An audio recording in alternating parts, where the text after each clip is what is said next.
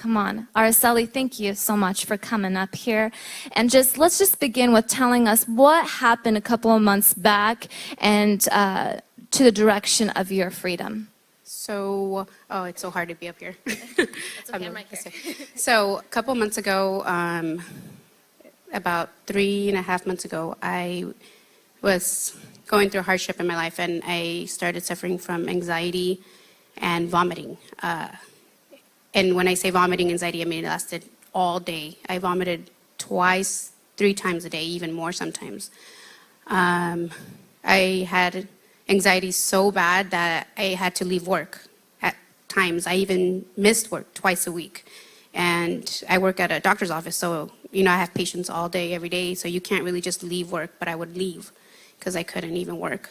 I couldn't eat, I couldn't be around people because I felt so weird, so anxious, and even people could notice it. They're like, "Are you okay?" And I tried my hardest, and I would kind of yeah, I'm fine. And I would go to the bathroom, pray, come out, but it kept attacking me, really bad, to the point where, I was a zombie. I felt like a zombie. I felt like I got up and it wasn't even me. Wow. And so you're saying this was happening for 3.5, 4 months of this constant nausea and just vomiting throughout the day, or was it just in the morning, or when was this happening? So it hit hard in the morning, right when I wake up. So I would wake up, I would be very anxious. I start vomiting for a good 10, 15 minutes. I would get up, get ready, go to work. Right as soon as I ate something, go to the bathroom, vomit, and then work. Same thing, had lunch, vomit, and then I would come home. And then after so long after vomiting, I stopped eating because, you're going to vomit. So I said, you know what, just don't eat as much, or eat fruit or something so that doesn't hurt when you vomit. So then I lost 20 pounds. I kept checking my weight every couple weeks, and it kept going down. And then I, tried again eating more. So I would gain my weight back, and same thing, vomit, vomit, vomit. And tell us, were you prescribed with medications? Did you take those medications? So yeah, I had anxiety medication. I had Sofran for vomiting. I had ulcer medication like omeprazole for gastritis. All of that. I had all those medications. I didn't take it though. I left it in my bathroom because I kept telling myself, God's going to heal you. You are going to be healed. And even though I wanted all the medication there anyways, I wanted to look at it because I kept telling myself, just in case an emergency, just in case you need it, so you don't miss work, take a pill. And something kept telling me, take the anxiety medication. And I don't know if anybody's ever taken anxiety medication, but it's tough on you. It makes you sleepy, and it really does calm you down, but it zombifies you. You feel like a zombie. So I said, no, I'm not going to take it. I'm going to keep going with my day. And, I'm going to pray. Every time I get attacked, I'm going to pray. God's going to get me through every hour of the day. And so I left it. I didn't take it. And, there was nights, I didn't sleep. I was on 2 hours of sleep, 3 hours of sleep, going to work. And I have kids, so I had to take care of the kids and function with all of that, So it was really, really hard. Tell us, what was the turning point for you that you're like, you know what, I need to get prayed for? What was that turning point, and what happened after you received prayer? So I went through inner healing my soul. So I did that, and I did praying. I've been praying, and it's.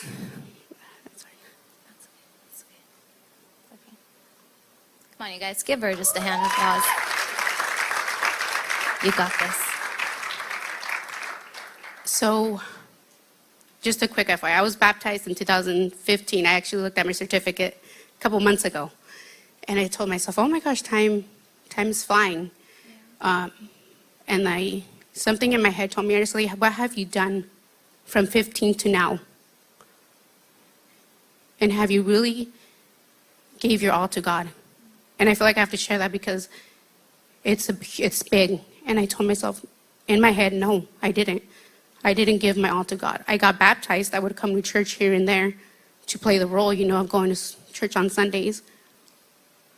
But I have not gave my all to God. I have not laid my life down to God. So one night I went, into my closet. That's my praying closet. I went and I prayed, and I cried out to God, and I said, God, Forgive me for everything I've ever done in my life, And tonight, I lay my life down for you. Tonight, I choose to live with you, for you, and that's it. I will wake up the next day, I'll lose anything, I'll lose anyone, anything for you. And that night, I started praying. And I heard something like in my head, and it said, I won't stop until you go crazy. I won't stop until you lose it all. I panicked, and I said, oh my God, whatever's trying to get to me is going to kill me, is going to finish me off. So I contacted Pastor Vlad, and at this point, I was like, I'm desperate. I need to get healed. I need to. And, he encouraged me fasting and to come in the morning to get prayed over, for which I did. And that night, literally, God told me, cry your last cry, scream your last scream, and vomit your last vomit. Because tonight's the night, it's the last night. And Amen. Amen. God is so good. And I want you to touch on this, Araceli, is that you came here to the morning prayer and you received your deliverance, but also the journey afterwards as you were going through this past couple of weeks. So it's been a couple of weeks now. And have you been struggling? Have you been throwing up or this anxiousness? What's been going on with you? Oh, nothing. I received healing that morning. I came in and when you come in, it's tough to be around a crowd, especially, if you're shy, like I'm very shy.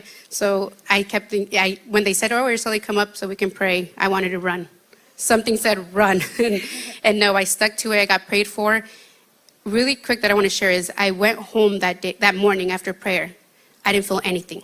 I felt completely the same. I did. I felt the same. And in my head, I started thinking, Araceli, you're not healed. See, it didn't work. You wasted your time.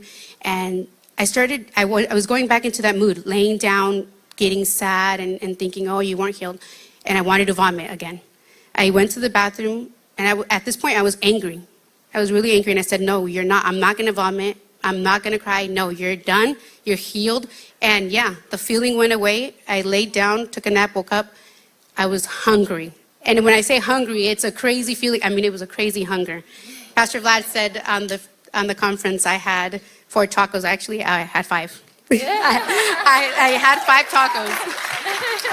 And that wasn't even it. I ate like crazy during that day till now. I've been eating more than 3 meals a day than I've been eating a lot, and I have not vomited. Anxiety, gone, completely gone. Like it's gone. I'm sleeping, I'm eating, I'm working. Amen. Amen. Araceli, I want you to emphasize on this. As soon as you receive the deliverance, the enemy loves to tell us that it's going to be, rainbows and sunshine and nothing's going to go wrong. But you mentioned to me before is that, anxiety was knocking on the door, and you even felt nauseous a couple of times. So please emphasize on what did you do when you had these moments that you felt like, oh my gosh, am I delivered? What's going on? What's my next step? What did you do? So yeah, they did come back. So I was completely healed, fine. And then all of a sudden, one day, it wanted to come back. And I started thinking again, oh, you have to throw up, go throw up.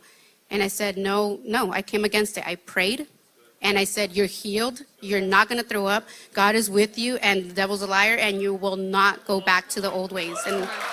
I felt good. Amen.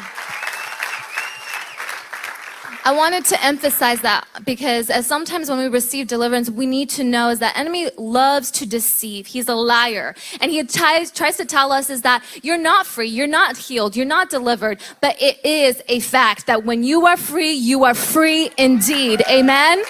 And it is a beautiful thing is that even though it was knocking on her door, she rebuked it, refused, and said, I declare that I am free and I'm not going back anymore. And we need to hear this more often as soon as we receive our freedom, what to do next. Amen?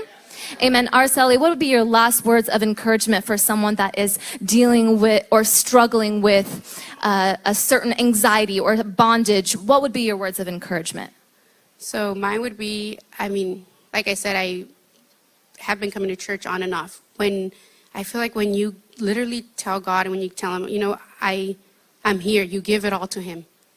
And when you're halfway in and halfway out, it's so hard because you don't, I feel like I was always halfway in or out. And when I finally told him, I'm 100% in, I'm 100% yours, he started moving in my life. And that's when I, especially healing, when I received it, oh my gosh, he's there for you. And no matter what situation you have, no matter who you are, he is there for you. Yes. And all it takes is honestly a little bit of faith. Yes. And yeah. Come on. And amen, amen. And I apologize. One last thing is that her sister received deliverance at the Race to Deliver conference as well, just this last weekend, right? So it was a whole family deliverance all in one package. Come on. God is doing some good things, breaking generational curses.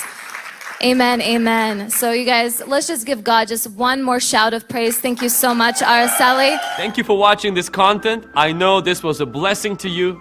We would like to ask you to subscribe to our channel and click on the bell on our channel so that each time we upload something, you can be notified.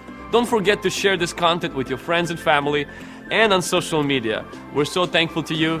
Better is not good enough. The best is yet to come.